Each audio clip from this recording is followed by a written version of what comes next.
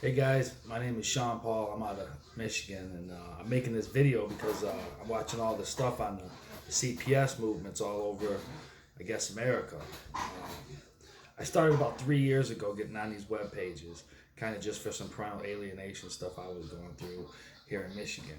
And I noticed it's still something new that is being tackled, but I noticed the big thing that I keep running into on all these pages is this CPS and this child trafficking. And I've been hearing about the child trafficking and sex trafficking, and just like everybody else, I think, okay, it's probably some bad guys throwing bodies into a box truck and hauling them to a sex slave shop or something. And throughout the last 3 years, I really got informed. I started watching these videos that link me to web pages, to law pages, that put you in the courtroom with cameras, with judges talking to administrators of agencies. And I got to tell you, it's really blowing my mind. I got a whole different outtake. I watched a case here in Howell, Michigan, in Livingston County, that involved CPS with a family named Josh Burns. And I was driving back and forth to the courthouse, on my own bullshit, trying to get more visitation and stuff with my daughter.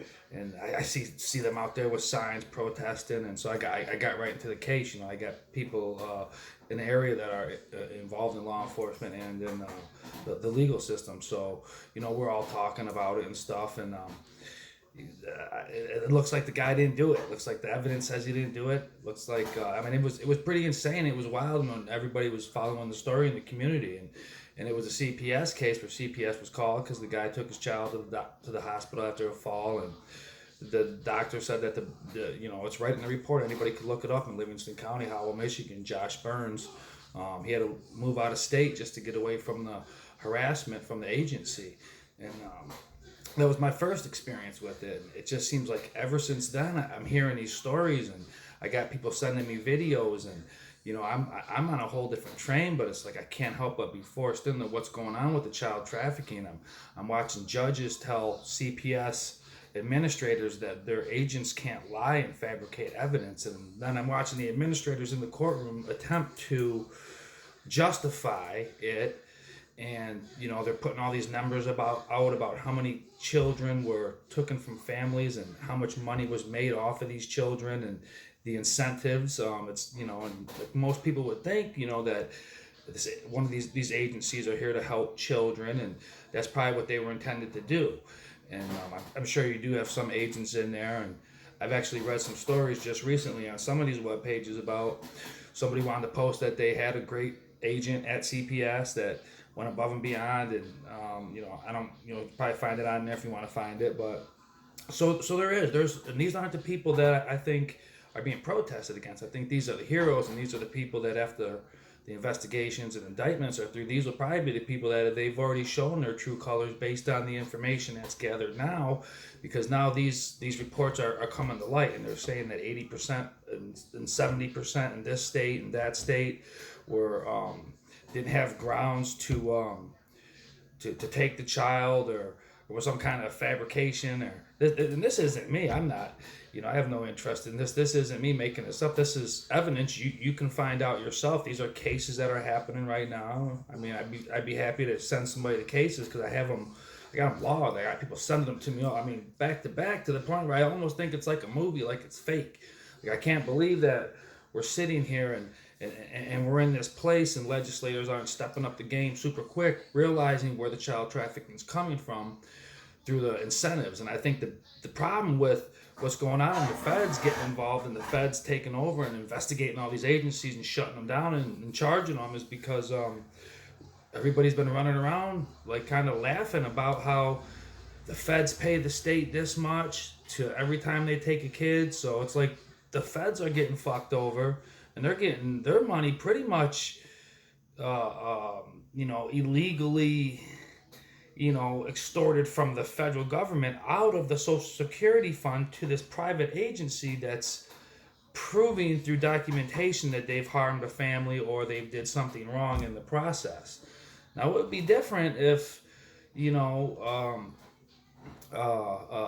laws weren't broken and children weren't taken and there wasn't cash incentives and there wasn't cases happening in every state across the United States right now.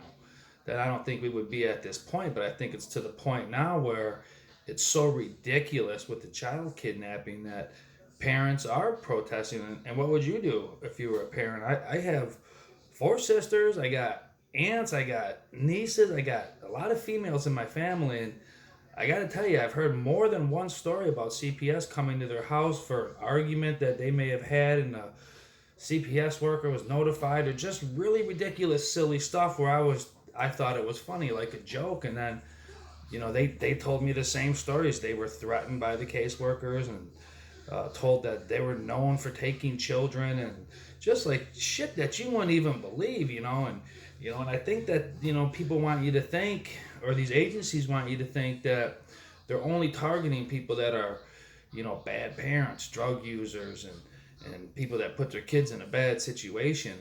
And the truth is that can't be farther from the truth. They're not worried about that. They're only worried about where there's some money at. And I can tell you that from experience. I can tell you that from just watching all this stuff, that this is exactly what's transpiring under the noses of the people. And a lot of people aren't aware. I think when they see these movements, they think that maybe this was some crackhead mom that was shacked up with some dude and committing crimes or something, and the baby was in the next room. I think that's the impression that people think, and they don't realize that these are usually families that have had their child removed or kidnapped from them based on any kind of excuse that can be used from that agency. And then that agency, if they're found that they were wrong, then they'll just be wrong later, and they lost that one. But it's like, I think now there's repercussions now with all these investigations and people going to court, and these agencies stepping up, taking hundreds of reviews out of different counties. They're seeing that the evidence is clear, and if you talk to most of these people, they can not only provide you with the evidence and the legal evidence that you need that they are following the law and shouldn't be in this situation. It's pretty breathtaking to see it. So. I just want people to know that I too had the wrong idea. I wasn't sure what was going on when I first started seeing these CPS protests, and I found out real quick. And I like to give the benefit of the doubt, but the thing is, we don't need this agency based on everything that's came to light. If we need an agency to protect children, then maybe what we should do is take these people out of these agencies that have already proven through the investigation that they do things right, and put them into a position and restart a different agency that's not going to be able to extort the people out of money and destroy families. So I think we got a good starting point. The ball's just got to keep rolling. So I don't know. I definitely appreciate what everybody's doing out there. And God forbid that I was ever in that situation. So I feel your guys' pain, and yeah, you're doing good work. God bless you.